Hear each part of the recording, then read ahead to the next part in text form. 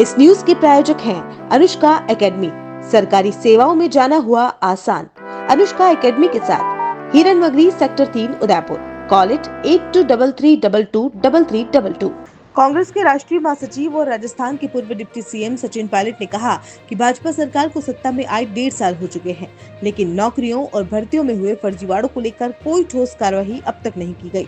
उन्होंने आरोप लगाया कि सिर्फ छोटे मोटे लोगों को गिरफ्तार कर छोड़ दिया गया, जबकि बड़े आरोपियों पर कोई कार्रवाई, कोई प्रभावी कदम नहीं उठाया गया।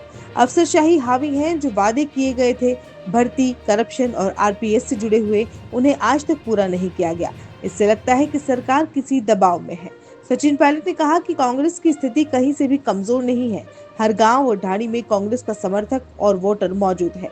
भले ही हम इस बार सरकार नहीं बना पाए, लेकिन 70 विधायक जीत कर आए, जो एक अच्छा प्रदर्शन है। राजस्थान में हर 5 साल में सत्ता परिवर्तन की परंपरा रही है। संगठन के नेता एकजुट होकर काम कर रहे हैं और उदयपुर संभाग पर पार्टी का विशेष ध्यान है। कांग्रेस का इतिहास देश के लिए समर्पित रहा है, न कि सिर्फ पार्टी के लिए। हाल ही में कांग्रेस ने देश भर के जिला अध्यक्षों को दिल्ली बुलाकर उन्हें और अधिक सशक्त करने की योजना बनाई। जो पार्टी 300-400 सीटें जीतने की बात कर रही थी, वह अब 240 पर अटक गई है। नीतीश कुमार और चंद्रबाबू नायडू की समर्थन की 2 बैसाखियों में से एक खिसक जाए तो हालात बदल सकते हैं। कांग्रेस आज भी प्रमुख विपक्षी दल के रूप में मौजूद है।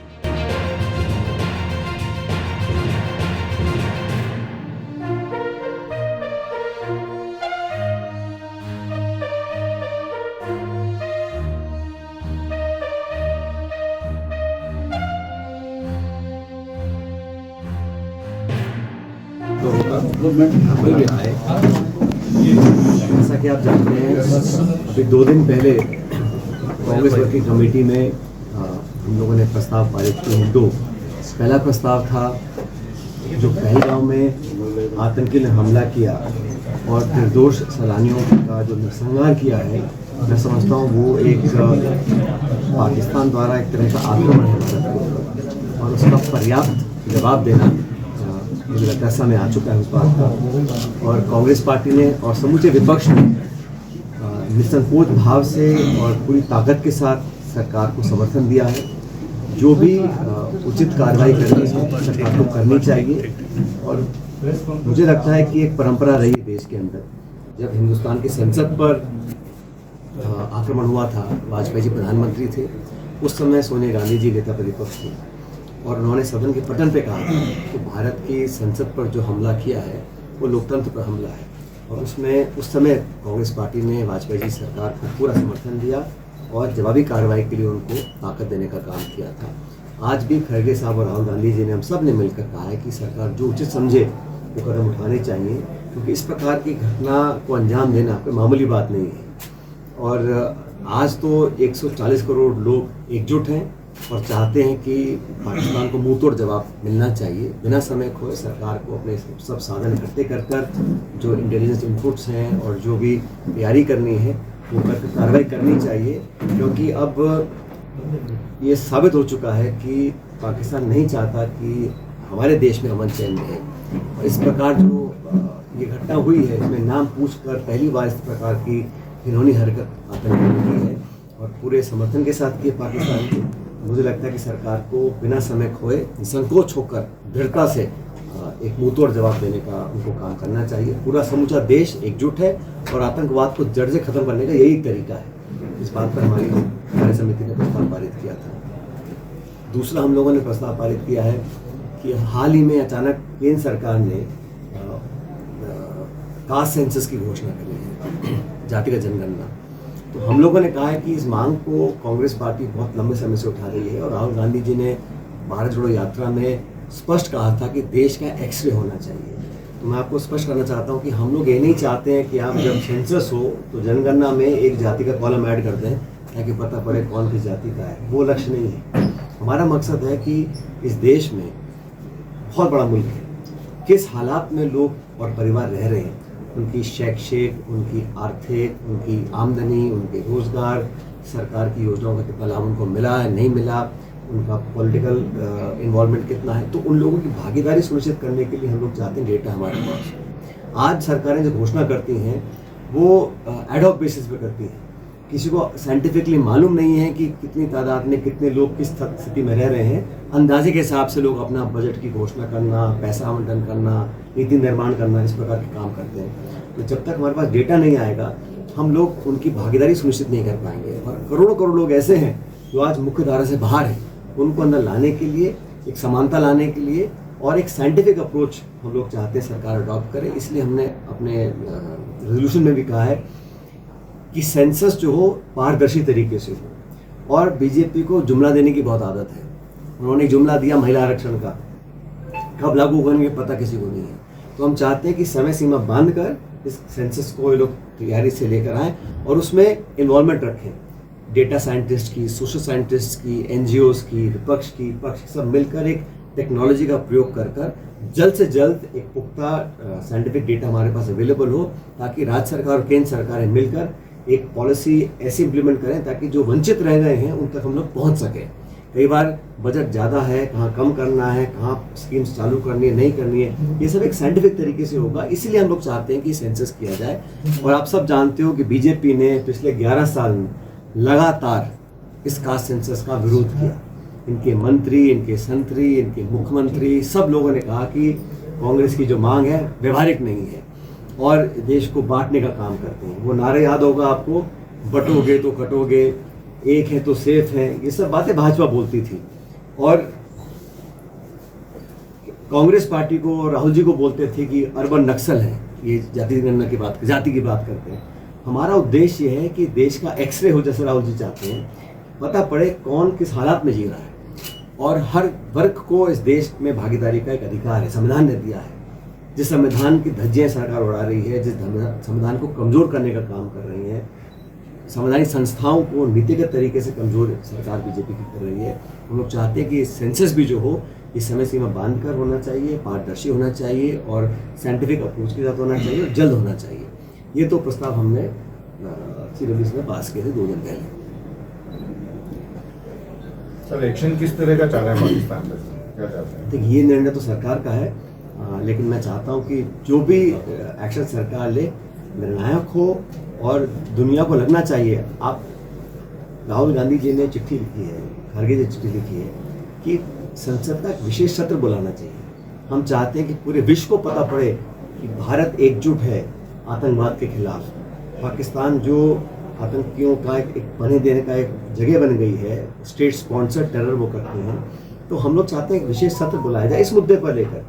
आपको याद होगा 1994 में पार्लियामेंट में, संसद के अंदर नरसिम्हा राव जी की सरकार थी, कांग्रेस सरकार थी, हम लोगों ने सर्वसम्मति से एक प्रस्ताव पारित किया था कि पीओके को वापस लिया जाए। 1994 में किया था। तो हम चाहते हैं कि इस प्रकार का सत्र बुलाया जाए ताकि जो पूरा विपक्ष है, ये लोकतंत्र की खूबी है। भारत पर अगर आक्रमण होता है और लोग आंख निकाल के देखते हैं तो उनको मुंह तोड़ जवाब देने के लिए पूरा भारत एक है। हमारे विरोध वैचारिक हो सकते हैं, पॉलिटिकल, लेकिन इसके लिए हम सब एक हैं। और ये संदेश सत्र बुलाने के बाद जाता, तो हम चाहते हैं विशेष सत्र बुलाते, पूरा विश्व देखता कि भारत एकजुट है आतंकवाद के खिलाफ, संदेश हम देना चाहते थे। लेकिन क्या कार्रवाई करनी, कैसे करनी है, ये तो सरकार को ज़्यादा जानकारी है। लेकिन मैं इतना जानता हूँ कि एक एक नागरिक भारतवर्ष का इस बात के लिए आतुर है कि हम लोग जल्द से जल्द एक प्रभावी कार्रवाई करें। 15 दिन हो गए उस घटना को लेकर, अभी तक आतंकी हाथ में नहीं आया, इनको पता भी नहीं चला है काम जो करने वाला है। लगता नहीं बहुत बड़ा फेलियर है कहीं ना कहीं। देखिए, ये समय नहीं है कि हम कमियां निकालें, खामियां निकालें। निश्चित रूप से आतंकवादी सरहद पार करके आए हैं, हवाई जहाज बंद हैं, रेलवे बंद है, गाड़ी बस बंद है, तो कैसे तो आए हैं वो है। लेकिन आज वो समय नहीं है कि हम उस पर अपना ध्यान दें। हालांकि सरकार ने खुद ऑल पार्टी मीटिंग हमने कहा था बुलाइए, ऑल पार्टी मीटिंग बुलाई, तो दुर्भाग्यवश प्रधानमंत्री उस मीटिंग में नहीं आए और रक्षा मंत्री को मीटिंग चेयर करनी पड़ी। उस मीटिंग में मैं तो वहाँ नहीं था, लेकिन ये निकल कर आया कि सरकार ने माना है कि चूक हुई है। लेकिन चूक हुई, किसकी हुई, कितनी हुई, कौन जिम्मेदार है, वो सब मामले भी आएंगे, आने भी चाहिए। लेकिन आज जो हमारा विषय है वो ये है कि हम एक ऐसा जवाब दें ताकि ये दुस्साहस जो किया है, आप कल्पना करो, निहत्थे सैलानियों पर, मतलब वो बेचारे अपने बच्चों के साथ गए हैं और ऐसा नहीं है कि वहाँ जो लेडीज़ को और बच्चों को उन्होंने मारा नहीं है, वो कोई दया दृष्टि से किया है। वो तो इसलिए उनके जीवन भर का उनको एक दुख और सदमा देने का काम किया, उनकी आंखों के सामने उनके घर वालों को मारा है, ताकि वो जाके वो खौफ की जो कहानी है वो दुनिया को बता सके। इसलिए किया है, वो उन्होंने कोई दया नहीं दिखाई है। तो इस प्रकार के जब ये इंसान कहे तो हैवान टाइप लोग हैं, इनको अगर पाकिस्तान पनाह दे रहा है तो कोई कारण नहीं है कि हम लोग अपने हाथ बांध कर अभी वेट करते रहें। मुझे लगता है कि सरकार कार्रवाई करेगी, करनी भी चाहिए, लेकिन हम सब सरकार के साथ हैं, ये संदेश देना बहुत जरूरी है और देश को सुनना भी चाहिए। सर, इसको लेकर अजय राय जी कांग्रेस के जो आपके नेता हैं और फिर अध्यक्ष भी, इन्होंने कल रफाल फाइटर को लेके एक नींबू मिर्ची कब हटाओगे तो केंद्र सरकार पर निशाना भी कर जाए, तो इसको लेके आप कैसे? मैंने आपको बताया है, जो कांग्रेस वर्किंग कमेटी का जो प्रस्ताव है वो पार्टी का ऑफिशियल प्रस्ताव है और वही सब कार्यकर्ता कांग्रेस पार्टी के नेता इसको मानते हैं। सेना को जो छूट दी गई है उससे क्या इफेक्ट पड़ेगा? उन्होंने कहा जगह आप तय करें, डिसाइड सेना करें। अब भी आप मोदी जी, भारत की जो सेना है उसके शौर्य पराक्रम का कोई सानी नहीं है जी। और भारतीय हमारे जो सैनिक हैं सड़क पे खड़े होके वो हर मुकाबले का वो सामना कर सकते हैं। और मैं समझता हूँ कि हमारे दोनों सरहद, एक चीन है पाकिस्तान है, हमारी सेना का मैं समझता हूँ कोई दूसरा उदाहरण नहीं है दुनिया में। तो मुझे तो पूरा भरोसा है हमारे फौजियों के ऊपर और पूरा देश सेना के साथ खड़ा है। देखिए, सेना या रक्षा बल कोई विचारधारा दल नेता के साथ नहीं है, वो भारत की मिट्टी के साथ है और पूरे भारतीय आज एक है और एकजुटता दिखानी चाहिए। सर, राहुल गांधी जी ने कभी कहा है, कल एक बयान आया था उनका कि जहाँ हम नहीं थे वहाँ गलती होंगी, गलतियाँ सुधार करेंगे, ऐसा कुछ। कि मैंने वो पूरा देखा है। राहुल जी ने जो बात बोली है, कांग्रेस पार्टी का इतिहास बहुत पुराना है और देश की आज़ादी के लिए जो हमारे नेताओं ने किया है वो सिर्फ पार्टी के लिए नहीं किया, देश के लिए किया था। और ये तो राहुल जी का बड़प्पन है जो वो कहते हैं, जब वो इमरजेंसी लगी थी देश में, वो 4-5 साल की उम्र थी, लेकिन उन्होंने कहा कि मैं क्योंकि इंदिरा जी का पोता हूँ, इस नाते उन्होंने एक नैतिक जिम्मेदारी अपनी ली है और कहा है कि मैं उसको फेस करने को तैयार हूँ। लेकिन जो उन्होंने अभी एक रास्ता चुना है, आप सब जानते हैं, कांग्रेस पार्टी ने अभी पूरे पर देश भर के कांग्रेस जिलाध्यक्षों को उन्होंने दिल्ली बुलाया था, खड़गे जी ने, राहुल जी ने, हमने चर्चाएं करी हैं और हम लोग अब पूरे देश में जिलाध्यक्षों को और ताकत देना चाहते हैं, उनकी कार्यशैली को और तीव्र बनाना चाहते हैं, संगठनों को मजबूत हम कर रहे हैं। हमने अभियान चलाया है, संविधान में जो लोग 300 पार 400 पार की बात करते थे वो आज 240 पे अटक गए हैं और ये लोग, कम लोग इस बात को जानते हैं कि ये 2 बैसाखियाँ जो हैं नीतीश कुमार जी की और चंद्रबाबू नायडू जी की, जिस दिन इनमें से एक खिसक गई तो कुछ भी हो सकता है। लेकिन कांग्रेस पार्टी क्योंकि प्रमुख विपक्षी दल है और राहुल गांधी नेता प्रतिपक्ष है, हमारी जिम्मेदारी बनती है कि हम अपने संगठन को और मजबूत करें। उस दिशा में लगातार काम चल रहा है। मैं छत्तीसगढ़ प्रभारी हूँ, राजस्थान में हम लगातार मीटिंग कर रहे हैं, खड़गे जी जयपुर आए थे। तो संगठन को मजबूत करना और देश को बताना कि जिस संविधान को बनाने में हमारे देश के नेताओं का योगदान रहा, अम्बेडकर साहब ने संविधान बनाया, सबको बराबरी का हक दिया था। आज जो नफरत का, खौफ का माहौल बना हुआ है, पत्रकारिता की जो स्वतंत्रता होती है उसमें भारत का रैंक 151 है दुनिया में, फ्रीडम ऑफ जर्नलिज्म में। तो कहीं ना कहीं ऐसा माहौल बना हुआ है कि चाहे वो निर्वाचन आयोग की जो मुखिया होते हैं उसके जो चयन का नियम है उसको बदल दिया। 3 लोग चयन करते थे चीफ इलेक्शन कमिश्नर का, prime minister, leader of opposition और चीफ जस्टिस बन गया, 3 लोग करते थे। अब अचानक चीफ जस्टिस को हटा दिया, मंत्री डाल दिया। तो मंत्री, प्रधानमंत्री और LOP 2-1 का बहुमत है, आप किसी मर्जी को बना लीजिएगा, क्या जरूरत थी करने की। तो संवैधानिक संस्थाओं को, चाहे वो CAG है, CBC है, हमेशा कमजोर कर रही है सरकार लगातार। और जो एजेंसीज भारत सरकार की हैं उनका एक ही काम है कि राजनीतिक प्रतिद्वंदियों को, राजनीतिक विरोधियों को आप आरोपी बनाओ। सुप्रीम कोर्ट ने कहा कि इन्फोर्समेंट डायरेक्टरेट की जो कन्विक्शन रेट है वो 1% है। आप 100 पे छापा डालते हो, केस करते हो, 1 को आप जेल में करा पाते हो।